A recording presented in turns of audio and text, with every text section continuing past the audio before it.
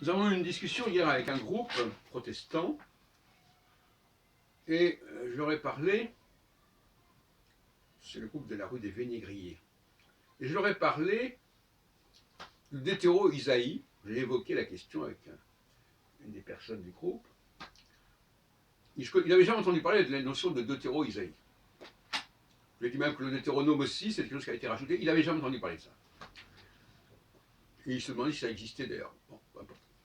Et voilà donc des gens qui ne comprennent pas que la Bible est un ensemble hétérogène. Il y a des choses qui ont été rajoutées, y compris bien entendu le Nouveau Testament.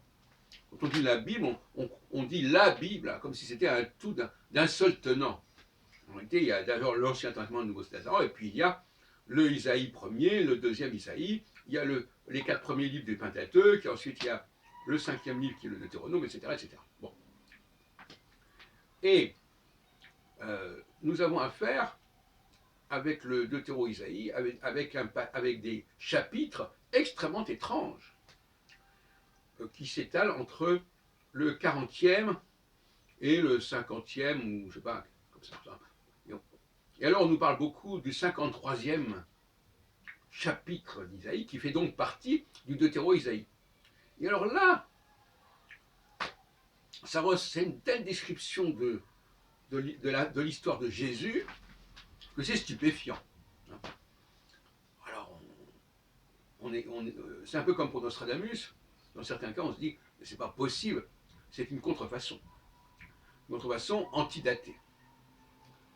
On nous parle d'un personnage qui a souffert, etc. Bon, on pourrait vous citer des passages du chapitre 53. Ils n'ont d'ailleurs, ces gens-là du groupe en question, ils n'ont que le chapitre 53 d'Isaïe à la bouche.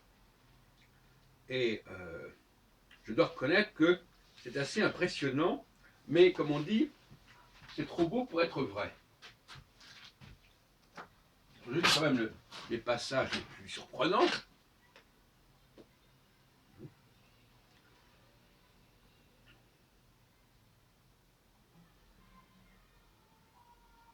Méprisé et délaissé par les hommes, homme de douleur, habitué à la souffrance.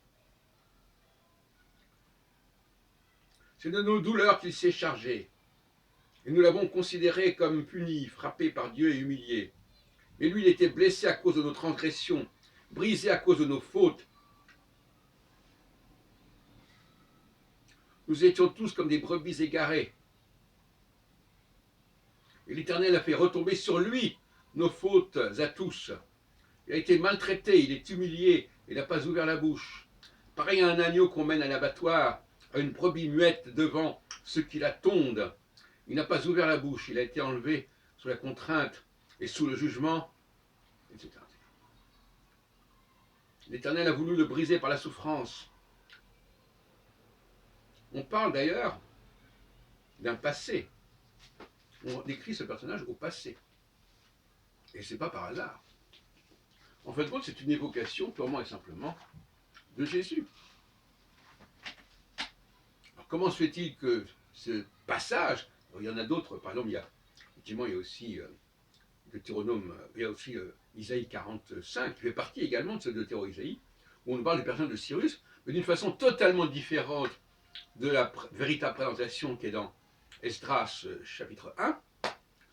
Et donc on a complètement trafiqué le texte de Esdras chapitre 1, et on a, au lieu de parler des Judéens, on parle d'Israël et du royaume du Nord. Alors vous comprenez, bon. Donc tout ça est extrêmement suspect, et nous avons le même problème avec les deutéro-centuries, si on peut dire, de Nostradamus, puisqu'il y a deux volets, n'est-ce pas? Il y a un volet de 7 centuries et un volet de 3 centuries.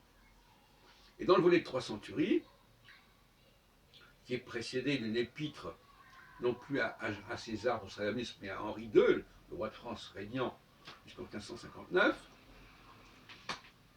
avec une épître datant de 1558, je crois, eh bien, on a le même problème. On a également des éléments antidatés. Mais j'en ai parlé longuement à d'autres occasions. Il y a déjà aussi des éléments antidatés à la fin du premier volet, dans les centuries 7 notamment. Et la centurie 7, Et donc finalement, nous avons là des antidatations. C'est-à-dire qu'on attribue un événement qu'on connaît, et on dit, ah mais il avait déjà été signalé 20 ans plus tôt, ou 2 siècles plus tôt, etc. etc. C'est ce qu'on appelle une contrefaçon antidatée. Et donc mon travail actuellement sera de montrer notamment que ce qui concerne Cyrus a été complètement retrafiqué par les rédacteurs du Deutéro-Isaïe. Et de toute façon, Isaïe 53 est une véritable escroquerie intellectuelle.